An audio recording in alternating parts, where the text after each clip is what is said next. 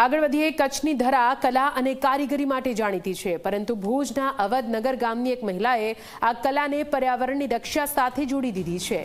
રાજીબેન વણકર નામની આ મહિલા, જેમણે વેસ્ટેજ પ્લાસ્ટિકમાંથી અદ્ભુત કલાની વસ્તુઓ બનાવી છે અને એક નવી જ ક્રાંતિ સર્જી દીધી।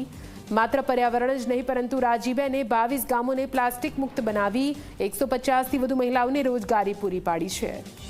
રાજીબેનની આ મિશનમાં આજે અંદાજે 150 જેટલી મહિલાઓ જોડાઈ। આ મહિલાઓ આસપાસના 20 ગામોમાંથી પ્લાસ્ટિકનો કચરો એકઠો કરે છે અને તેના કારણે આ ગામ હવે પ્લાસ્ટિક મુક્ત બની રહ્યા છે। પ્લાસ્ટિક વેસ્ટેજમાંથી બનેલી આ ચીજ વસ્તુઓની ડિમાન્ડ હવે શહેરોમાં પણ વધી છે। રાજીબેન માત્ર પોતે આત્મનિર્ભર નથી બન્યા, પણ અન્ય અનેક પરિવારો માટે પણ આર્થિક આધાર બન્યા છે। જે ઘર બેઠી બહેનો હોય ને એ લોકો આ કામ કરતી હોય છે, કેમ કે એમને પાસે બીજું કોઈ કામ નથી હોતું। એ લોકો બહાર નહીં જઈ શકે। નાના છોકરાઓ છે, કોઈ મોટી ઉંમરની કોઈ માજી છે, એવા કોઈ હોય ને એ લોકો વધારે કામ કરતા હોય છે। તો એ લોકો પહેલે તો પ્લાસ્ટિક અમારી લઈ જાય, પછી એને કટિંગ કરી અમને પાછી આપી જાય। પછી અમારે શું કરવાનું, જે કટ કરેલી પ્લાસ્ટિક છે ને એ જે કાપડ બનાવે છે ને બેનું વણાટ કરે છે ને એમને આપવાની હોય છે। તો એ લોકો મીટરના હિસાબે અમારી પાસેથી લેતા હોય છે। તો એ લોકો 200 રૂપિયા મીટર લેતા હોય છે।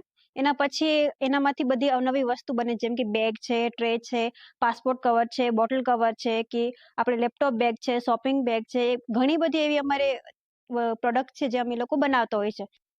અમારા જેવી બહેનો માટે, અમે ગરીબ બહેનો હતા, એકદમ હું બેરોજગાર હતી જ્યારે મારા પતિનું દેહાંત થઈ ગયું હતું। મારા છોકરા સાવ નાના હતા, મારા ઘરમાં ખાવા પણ નહોતું, પણ ત્યારે મેં સખી મંડળમાં જોડાણી અને આ કામ કરવા માંડી, ત્યારે આજે હું અહીંયા પહોંચી છું।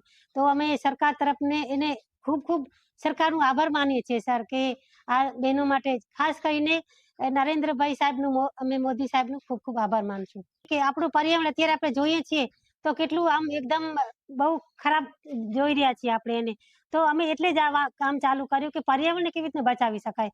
ભલે અમે થોડુંક નાની શરૂઆત કરી છે, પણ આમ સારી કહેવાય કે આપણે અમારી પાસે અત્યારે 20 ગામડાઓ છે, જે 20 ગામડાને જેટલું પણ પ્લાસ્ટિક છે ને એ બધું પ્લાસ્ટિક અમે લઈ લેતા હોઈએ છીએ અને એમાંથી બધી વસ્તુ બનાવીએ છીએ।